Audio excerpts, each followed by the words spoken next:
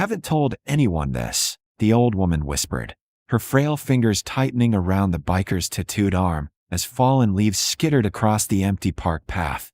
"Not even my own children, but I think your father died because of me." The words hit Mason Cross harder than any fist or roadside wreck he had ever survived. For a moment, the world around him seemed to disappear. The distant bark of dogs, the rustle of oak branches, even the low rumble of his Harley-Davidson idling near the curb faded into silence. All he could see was the trembling 92-year-old woman standing in front of him beneath the pale Georgia sunrise, her watery blue eyes filled with a kind of grief so ancient and heavy it looked carved into her bones. Mason had spent most of his life believing his father, Daniel Cross, was just another name engraved on a black marble wall in Washington, another dead Marine whose story ended in the jungles of Vietnam before his son was even born. He had never expected that on a cold October morning in a quiet Savannah park, a stranger would grab him like a drowning woman reaching for the surface and confess to carrying the secret of his father's death for more than 70 years. 3 weeks earlier, Mason would have laughed if anyone told him his life was about to change because of an old woman feeding pigeons in Forsyth Park. Every morning, just after dawn, he rode his black road king through the sleepy streets of Savannah before the tourists crowded the sidewalks and before the city turned noisy with traffic and chatter. The rides were the only thing that calmed the storm inside him. At 64 years old, Mason looked exactly like the kind of man people crossed the street to avoid. His broad shoulders strained against faded black leather, his silver beard hung thick against his chest, and the scars crawling across his knuckles told stories nobody dared ask about. The younger bikers in his motorcycle club treated him like a legend, but the truth was simpler and sadder than that. Mason was a lonely man. His ex-wife had left 15 years ago after growing tired of his silence and restless anger. His daughter lived in Arizona and only called when she felt guilty. Most nights, Mason slept alone above the garage he owned on the edge of town, drinking cheap coffee at midnight while old country songs played softly from a dusty radio. The only thing he had inherited from the father he never met was a photograph of a smiling young Marine with kind eyes and a folded American flag that sat untouched in his dresser drawer. Mason rarely spoke about Vietnam, even though it haunted him too. Not because he fought there. He was born after the war. But because growing up fatherless left an emptiness inside him that no amount of engines, whiskey, or open highways had ever filled. Every year on Memorial Day, he rode alone to the Veterans Cemetery outside the city and stood silently in front of the memorial wall where Daniel Cross's name was engraved. He never cried. He never prayed. He just stood there wondering what kind of man his father would have been if he had lived. That question had followed him his entire life, like a shadow. The first time Mason noticed the old woman was on a rainy Tuesday morning.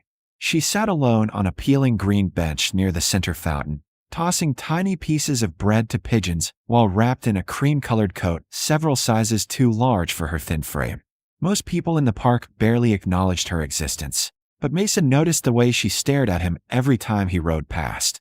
It wasn't fear in her eyes. It wasn't judgment either. It was recognition. Like she knew something about him he didn't know himself. The second morning, she was there again. Then the third. Always the same bench. Always the same expression. Sometimes she looked close to tears. Mason told himself to ignore it. Old people stared at everything. But after the second week, curiosity started eating at him.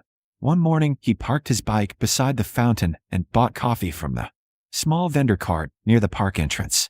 As he walked past, he noticed the old woman watching him with trembling lips, her gloved hands clenched tightly around a faded brown purse resting in her lap. Up close, she looked heartbreakingly fragile. Her skin was paper-thin, her silver hair pinned carefully beneath a knitted hat, and yet there was something dignified about her posture, something proud despite the obvious loneliness hanging around her like fog. Mason nodded politely as he passed, expecting her to look away like most people did around him. Instead, she opened her mouth slightly, almost as if she wanted to speak, but no words came out. The next day, she wasn't there. Mason found himself strangely unsettled by the empty bench. He told himself it was nothing. Still, during his ride home that evening, he caught himself glancing toward the fountain hoping to see her silhouette again. By the fourth week, the old woman had become part of his mornings without either of them acknowledging it. Mason would ride through the park, and there she'd be waiting quietly beside the pigeons with those sad blue eyes fixed on him. Sometimes he caught her staring at the Marine Corps tattoo on his forearm. Other times she looked at his face with an expression so painfully tender it made him uncomfortable. Then came the morning everything changed. The air carried the sharp bite of autumn, and orange leaves spiraled across the pavement as Mason parked near the fountain after noticing the old woman struggling to stand from her bench. For a second he thought she might fall. Instinct took over before thought did. He crossed the path quickly and reached out to steady her elbow. The moment his hand touched hers, the woman froze. Mason felt her fingers suddenly grip his wrist with surprising strength. When she looked up at him, tears were already rolling down her cheeks. Her lips trembled violently. "Your name," she whispered shakily. "It's Mason, isn't it?" A chill crawled down his spine. "Yeah," he answered slowly. "How do you know that?" The old woman stared at him as though she were seeing a ghost resurrected from another lifetime. Around them, the park remained quiet except for the distant chirping of birds and the low growl of Mason's Harley engine humming behind them. Then, with tears glistening in her eyes and 70 years of buried pain cracking open beneath the weight of memory, the old woman tightened her grip on his arm and whispered the words that would alter both their lives forever. "Because," she said softly, her voice breaking apart, "I knew your father before he died." Mason felt the air leave his lungs as the old woman's words settled over him like a thunderclap in the middle of the quiet park. For several seconds, he simply stood there staring at her, unable to process what he had just heard. His father had been dead for more than 60 years. Daniel Cross was not a man people casually remembered. Outside of military records and a name etched into polished black granite at the Vietnam Veterans Memorial, he barely existed anymore. Mason had spent his entire childhood piecing together fragments of a father he never got to know, stories from old Marines who served beside him, yellow newspaper clippings his mother kept hidden in a kitchen drawer, a single photograph of a smiling young medic standing in jumble fatigues with a cigarette tucked behind one ear. But never once, in all his years, had a stranger approached him claiming to have known the man personally. Especially not a trembling 92-year-old woman sitting alone in a Savannah park at sunrise. "Who are you?" Mason asked quietly, his voice rougher than intended. The old woman swallowed hard before answering. "My name is Evelyn Harper." She glanced down at the bench beside her as though preparing herself for a fall. "Please, sit for a moment. I don't have much strength left, and this story is hard enough to carry without standing." Against every instinct telling him to walk away, Mason slowly lowered himself onto the cold bench beside her. Up close, he could see how badly her hands shook. The skin around her eyes looked permanently swollen, as if grief itself had worn grooves into her face over decades. She opened her faded brown purse carefully and pulled out a bundle of letters tied together with a pale blue ribbon, so worn it looked ready to disintegrate. Mason's heartbeat quickened the moment he saw the handwriting across the envelopes. Daniel Cross. The name was unmistakable. His father's name. Real. Physical. Existing in ink and paper instead of memory. Mason stared silently as Evelyn ran her fragile fingers across the top letter like someone touching a sacred relic. "Your father wrote these to me in Vietnam," she whispered. "I've carried them almost every day of my life." Mason felt something twist painfully inside his chest. He reached for one of the envelopes with hesitant fingers, almost afraid it might vanish if he touched it. The paper was yellow with age, the corners soft and bent from decades of handling. There was mud staining one side, real mud from a war that had ended before Mason was even born. "How did you know him?" he asked. Evelyn closed her eyes briefly before speaking. "I was an army nurse stationed in Da Nang in 1969. Daniel was assigned as a combat medic near our unit." A faint, heartbreaking smile touched her lips. He was impossible not to notice. He made everyone laugh, even during mortar attacks. Mason listened in silence as the park around them slowly woke with the sounds of distant joggers and birds overhead. But the bench beneath him suddenly felt disconnected from the present, like the old woman beside him had opened a door backward through time. Evelyn's voice softened as she spoke about Daniel. "He used to sneak extra coffee rations into the medical tents because he knew the nurses were exhausted. He played terrible harmonica at night and thought he was good at it." She gave a weak laugh through trembling tears. "He wasn't."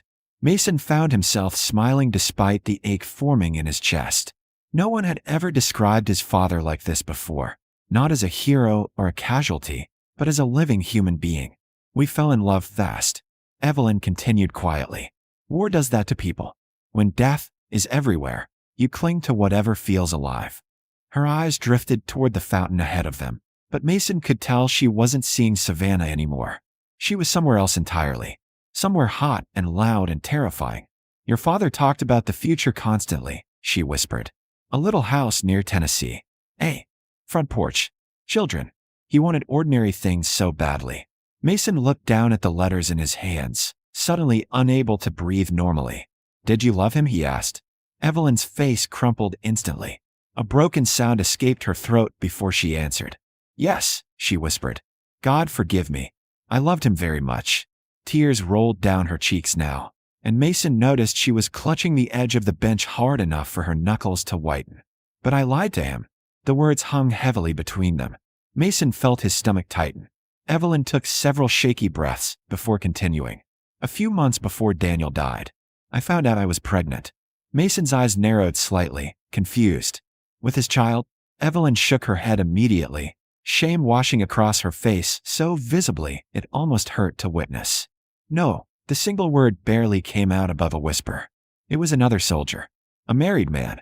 Mason leaned back slowly against the bench, stunned into silence. Evelyn covered her mouth briefly, trying to steady herself before the memories swallowed her whole. I was 20 years old, she said weakly. Scared. Alone. I had no idea what to do. Daniel wanted to marry me, and every day I kept telling myself I would confess the truth tomorrow. Her breathing became uneven now, but tomorrow never came. Mason stared ahead at the fountain as Evelyn continued unraveling 70 years of buried pain beside him. Your father volunteered for a rescue mission near the Cambodian border.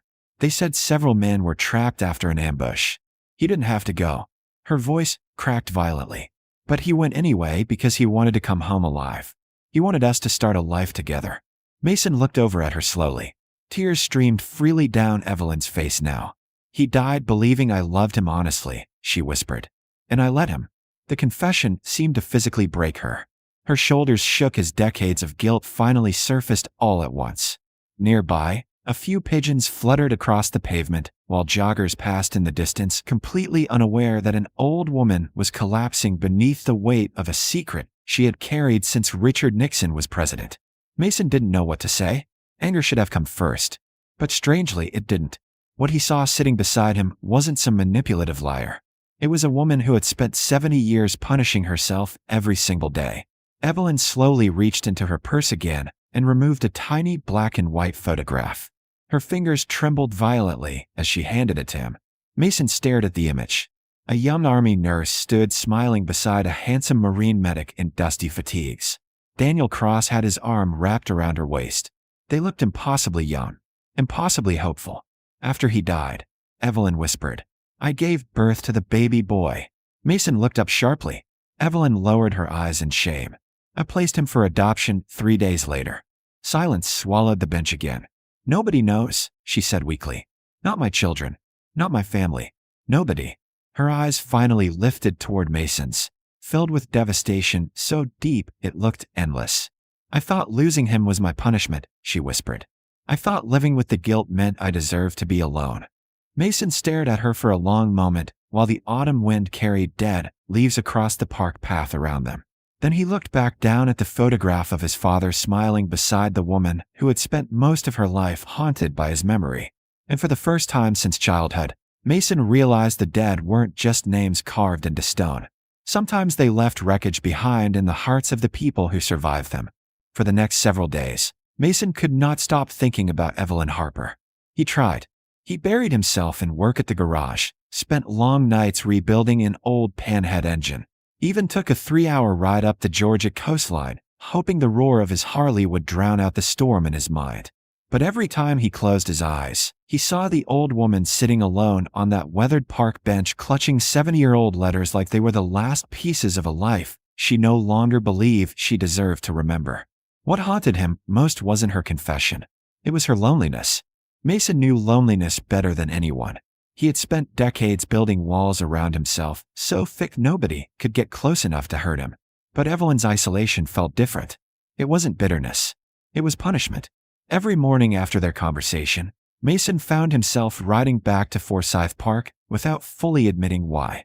And every morning, Evelyn was there waiting quietly beside the fountain as if she feared he might never return. At first they barely spoke. Mason brought coffee. Evelyn fed pigeons. Sometimes they sat together in silence for nearly an hour while the city slowly woke around them. But little by little, something inside both of them began to shift. Evelyn started smiling more. Small smiles at first, fragile ones that disappeared quickly, like she still didn't trust herself to feel happiness.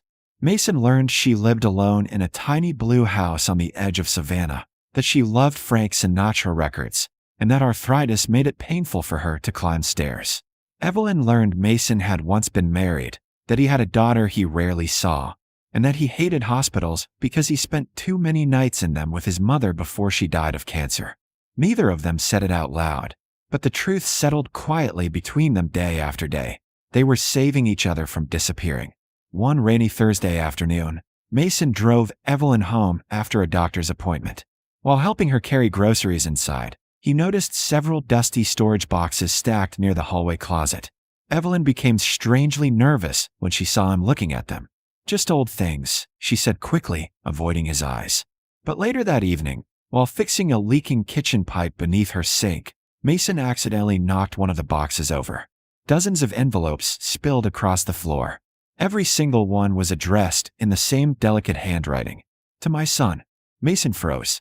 Evelyn stood silently in the doorway behind him, her face drained of color.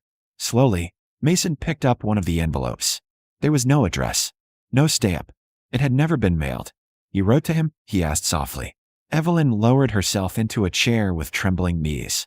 "Every year on his birthday," she whispered. Mason stared at the stack in disbelief. There were dozens of letters. Decades worth. A lifetime of words never spoken. "Why didn't you send them?" Evelyn looked down at her hands. "Because I was ashamed." Her voice cracked under the weight of the admission. "I told myself he deserved better than a mother who abandoned him." Mason carefully opened one of the envelopes before she could stop him. Inside was a handwritten letter dated 1987.